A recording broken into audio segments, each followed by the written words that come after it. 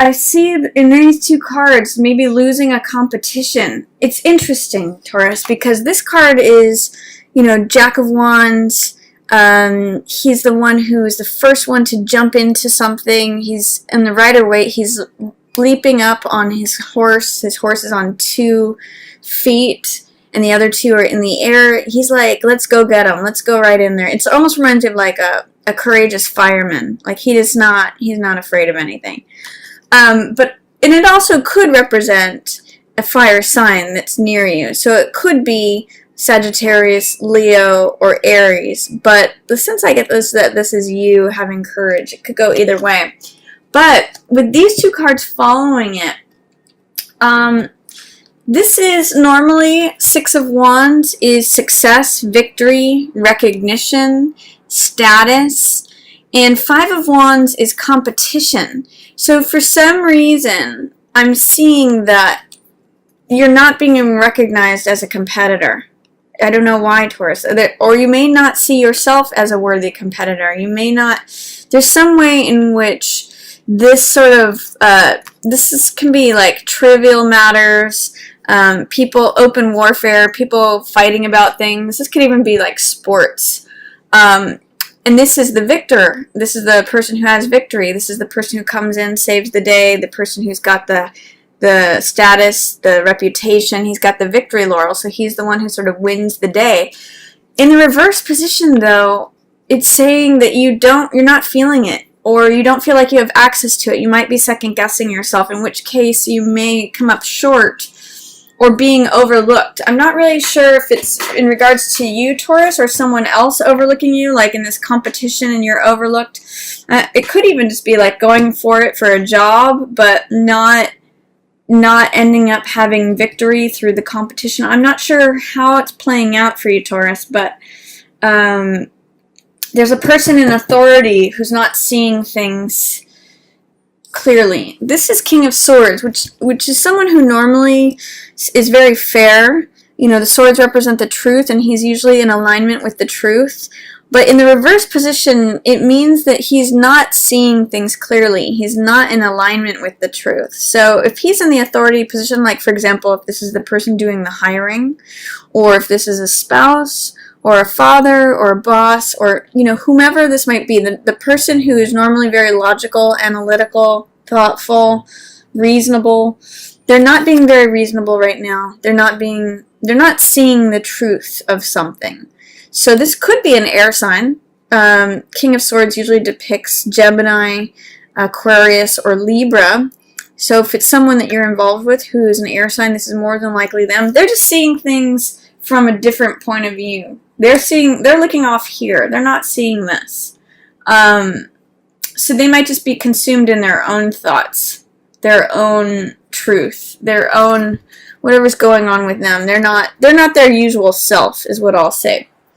Or it could just be someone who has the archetype of King of Swords. So someone who's normally very logical, reasonable, analytical, knowledgeable, makes good decisions, thinks things through, considers both sides of the matter.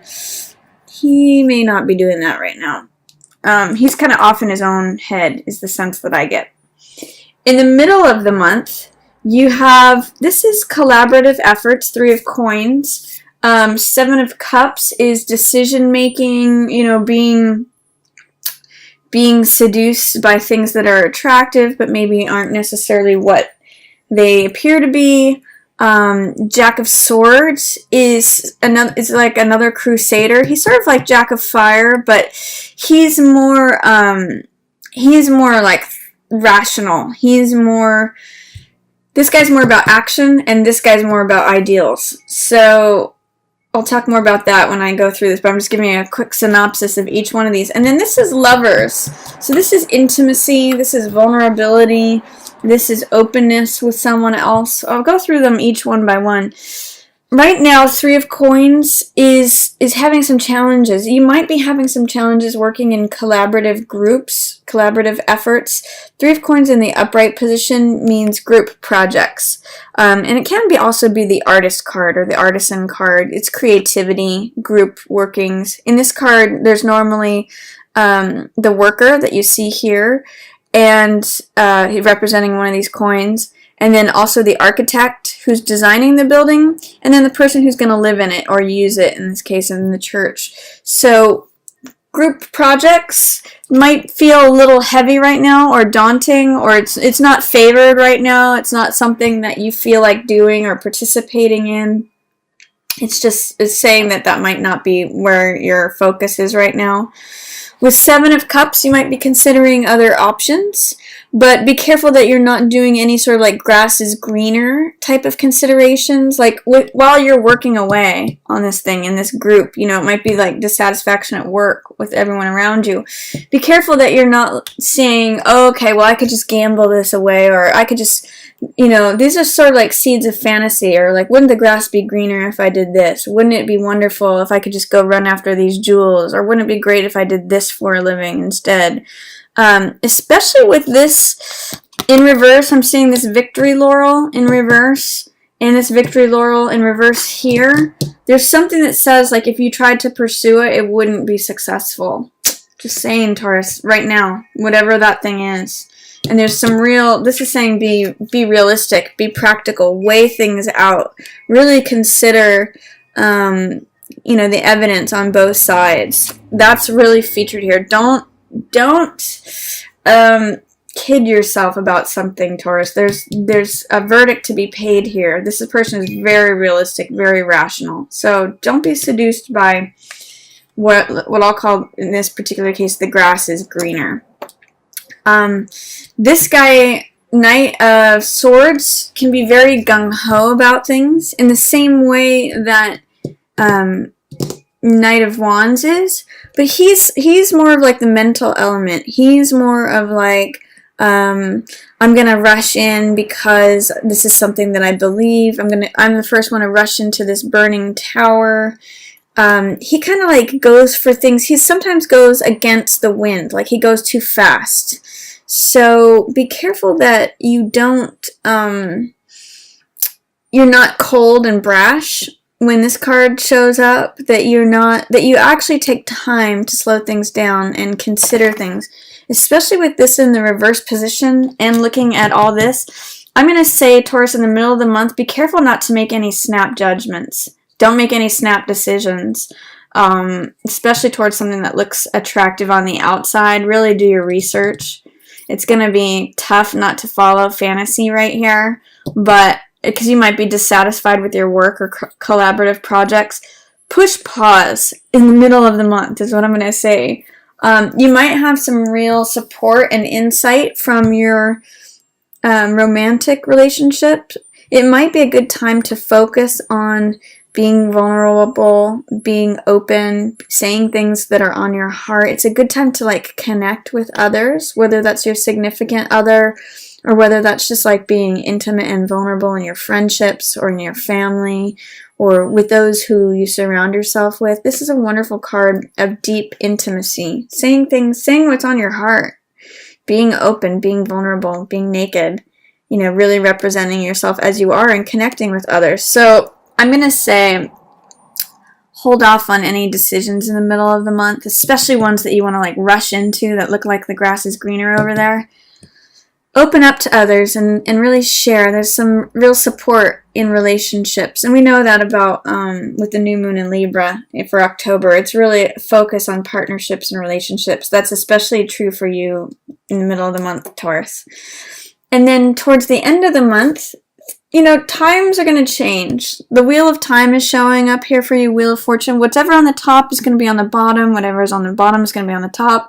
Let things evolve. If you have been dissatisfied at work or don't feel like collaborating in groups, you know, things are going to change at the end of the month. That Wheel of Time is happening. So let that happen. This can be a sign of luck is changing too. You know, good things are happening. The seasons are changing. The tables are turning. And there's going to be a decision made about something. Now would be the time, towards the end of the month, to make the decision. Not during this time, when stuff is foggy, things appear better than they seem, you want to rush in. Like, don't don't be hasty here. You might be like full of energy, full of like, I want it to happen now. I'm ready. Give me that assignment. Give me that project. I'm ready to chase after my dreams. Don't be hasty. Taurus, make your decision in the latter part of the month once circumstances have changed.